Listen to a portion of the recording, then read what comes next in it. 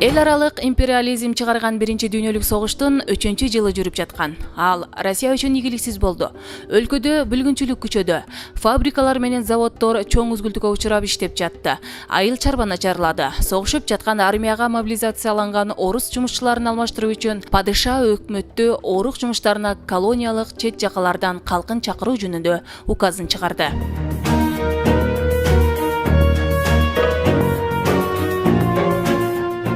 1916 жылдын экинчи жарымында Түркістан крайында 30 миңден ашуун мобилизацияланган кедей кыргыздар чарбагерлер кендерге, заводдорго, фабрикаларга жана жолдорду курууга ошондой эле оңдоп түзөө иштерине тартылган. Алардын арасында Жайнак Садаев аттуу тарыхый инсан дагы болуптур. Ал ким эле? Кыргыз элинин келечеги үчүн кандай кызматтарды аркалады? Алдыдагы көрсөтүүдөн таанышасыздар. Эфирде табири көрсөтүүсү. Саламатсыздарбы?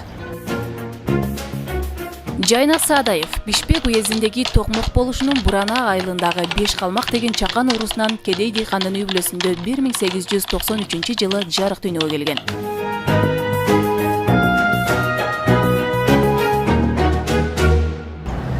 1898 жылы Жайнак Садаевдин атасы каза болот. Ал учурда карман болгону 5 гана жашта болот. Энеси экөө 9 жашында Токмоктогу Иванов аттуу чоң кулактын колунда малайлыкта жүрүшөт.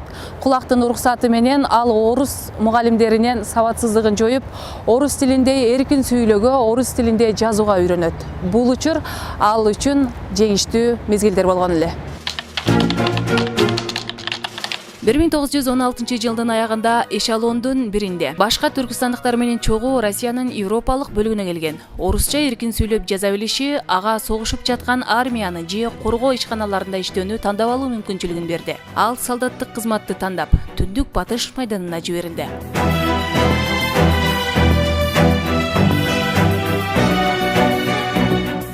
Падышалык Россиянын армиясынын катарында ошол душмандар менен немецтер, австриялыктар ошолор менен согушкан да. Ошол жерде белгилей кетиш керек.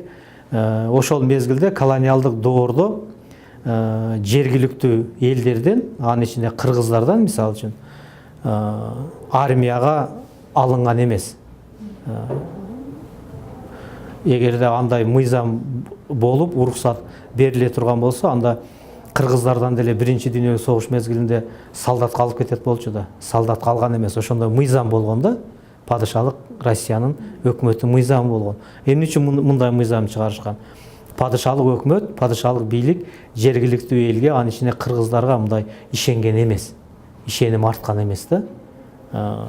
Ошон үчүн ушундай мыйзам болгон. Бирок ага карабастан тиги Жайнак Садаевке жанагы анын өзгөчөлүгү, жөндөмдүүлүгүнө карап туруп ушундай уруксат берилген дагы. Ал солдат катары кызмат өтөп жүрүп, Украинада Түштүк Батыш фронтуна жөнөтүлгөн. Жайнак Садаев Украинадагы Орлов деген калктуу пунктта иштечү. Кызыл гвардиянын отрядына ыктыярдуу отряд болуп кирген. Бул отряддын курамында орустар, украиндар, белорустар болгон экен. Ошол солдаттар жумушчулар менен биргеликте Бердичев шаарында падышалык бийлик органдарын, буржуазиялык өкмөттү кулатууга катышат. Жайнак Садаев кыргыз элинин мөңкүрөгөн абалы, анын келечеги жөнүндө тынымсыз ойлой берчү. Мурдагы Малай, алыскы мекениндеги социалдык жана улуттук адилетсиздиктен бүткүл Россиянын жумушчу таба, кедей кембагалдары менен биргелешкен күрөштө гана боштондукка чыгууга боло тургандыгын айкын түшүнгөн.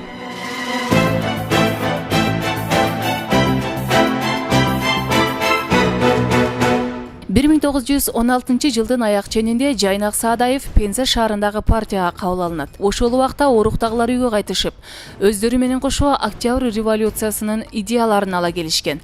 Алар убактылуу өкмөткө, анын жерлердеги администрациясына каршы күрөштө революциячыл күчтөрдө толукташкан.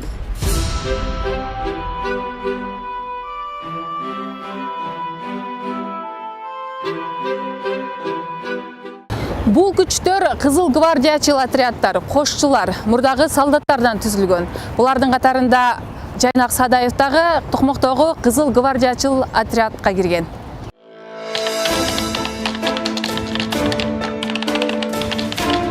19 1919 жыл партиялык жана советтик органдардын бөлүштүрүүсү боюнча Жайнак Саадаев майдандан чакырылып алынат жана Ташкентте крайлык партиялык советтик кызматкерлердин 6 айлык курсуна жиберилет. Жайнак Саадаевдин мындайча айтканда партиялык, советтик, мамлекеттик карьерасы башталганда, ал Ташкентти бүтүп келгенден кийин 19-жылдын аягында ошол мезгилде Орто Азияда атайын комиссия түзүлгөн.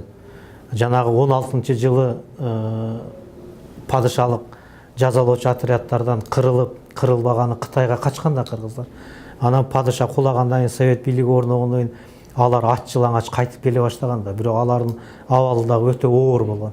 Ошон үчүн аларга жардам бериш үчүн совет бийлиги атайын комиссия түзгөн.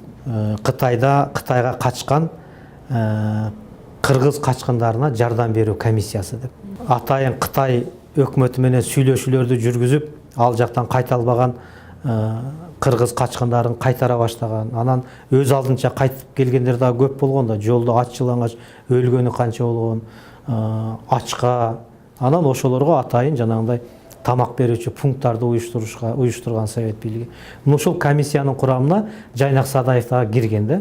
Жайнак Саадаев үчүн окуу оңойго турган жок. 26 жаштагы жаш улан саясий ой өрүшүн кеңейтүүгө, ошол учурдагы кыйын кырдаалдарды түшүнүп жетүүгө болгон күч аракетин жумшаган.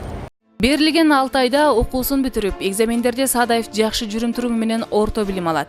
Андан соң туулуп өскөн жерине Пишпек партиялык уюмунун карамагына жиберилген.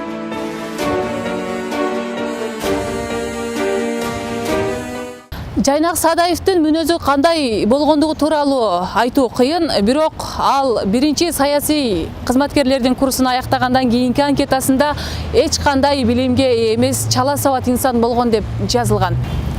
Бирок бизге жеткен документтерде каарман дээрлик, жигердүү, активдүү инсан болгондугун далилдейт. Басып өткөн жолу дагы мындай ошол саясий ишмер, мамлекеттик ишмер катары калыптануу басып өткөн жолун карасак дагы анын мындай адам эмес экендиги жөнүндө жыйынтык чыгарууга болот да. Анан ушул жерде айта кетиш керек, ошол 20-30 жылдардагы биздин кыргыз мамлекетибиздин башатында турган бир топ инсандардын мындай тарыхый, саясий ишмердиктери, өмүр баяны изилденип, китептер чыкты. Мисалы үчүн мына Жусуп Абдрахманов, Абдыкадыр Орозбеков, Абдыкерим Сыдыков, Баял Исакиев жана башкалар жөнүндө.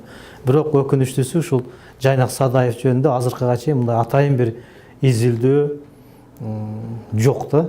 Мындай китеп эле эмес, мындай бир кененирээк маалымат берген, архивдик материалдарга таянып чыккан же болбосо мындай талаа материалдарын анын тууган уругун, үй бүлөсүн изилдеп, мындай жеке тагдырын изилдеп чыккан бир мындай илимий же болбосо илимий, көркөм, публицистикалык макалалар деле жок да. Ошондуктан кыргыз тарых илиминин, кыргыз тарых историографиясынын алдындагы бир чоң маселелердин бири деп ойлойм да.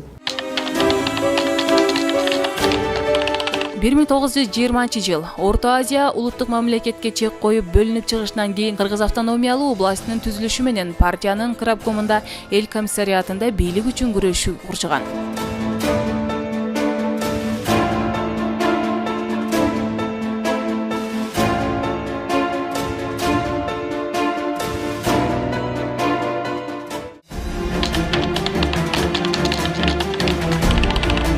Бир 1927 жылдын май айы Кыргызстандагы партиялык ишти мүнөздөгөн билдирүү кат жазылат. Анда Үзүков, Абдрахманов, Сыдыков, Кудайкуловдон айырмаланып, Жайнак Саадаев партиянын саясий иш-чараларын өтө чынын кыластан ачык, өз алдынча жүргүзүүгө аракет кылган, олку солкулуктарга жана уклондурууга каршы күрөшөт деп жазылат.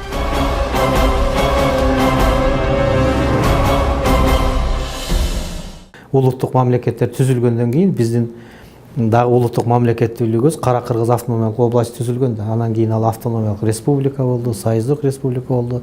Ошол биздин улуттук мамлекеттүүлүгүбүз түзүлгөндөн кийин дагы Жайнак Саадаев биздин ушул мамлекетибиздин мамлекеттик партиялык жоготуу кызматтарында иштеген. 1928-30 жылдардын аралыгында Жайнак Саадаев Москвадагы марксизм-ленинизм курсун бүтүргөн. Кийин Кыргыз облустук контроль комиссиясынын председатели жана жумушчу дыйкан инспекциясынын эл комиссары, республиканын председателинин орун басары болуп иштейт.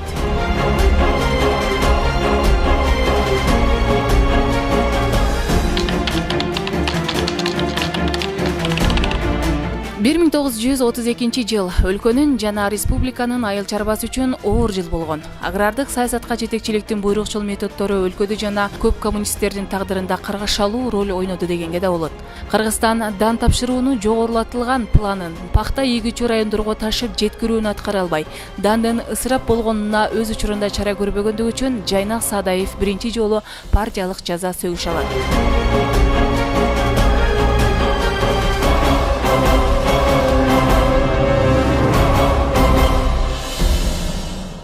1935 жылы 17 ноябрда райкомдун секретары болуп 1 жыл иштеген. Крабком тарабынан ошол кездеги белгилүү буржуазиялык улутчул деген аныктама менен партиядан чыгарылган. Бул массалык репрессиянын дөңгөлөгү чимирилип, жала жабуучулардын арааны ачылып турган.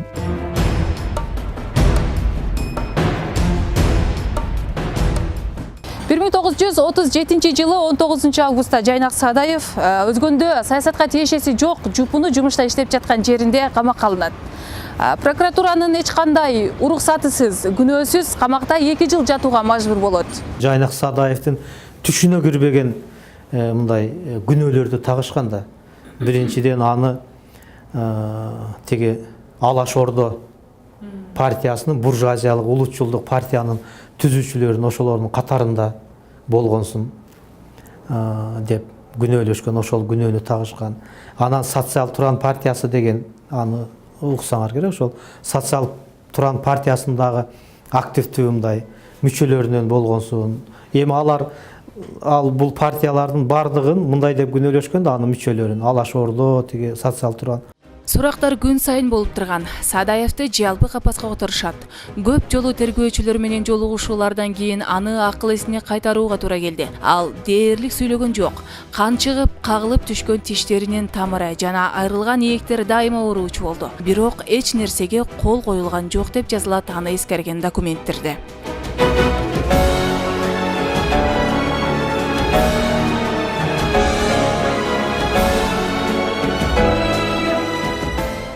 Мындай кырдаалга карабастан Кылмыш кодексинин статьясын көрсөтүүсүз аны атууга жана мүлкүн конфискациялап алууга өкүм чыкты. Ошентип тарыхый инсан 1937 жылы күз айларында жарык дүйнө менен кош айтышат. Кыргыз СССРинин жогорку сотунун изилдөө иштери боюнча сот коллегиясы 1956 жылы 18 сентябрындагы чечиминде Жайнак Саадаев негизсиз соттолгондугун моюнга алып, акталып чыккан.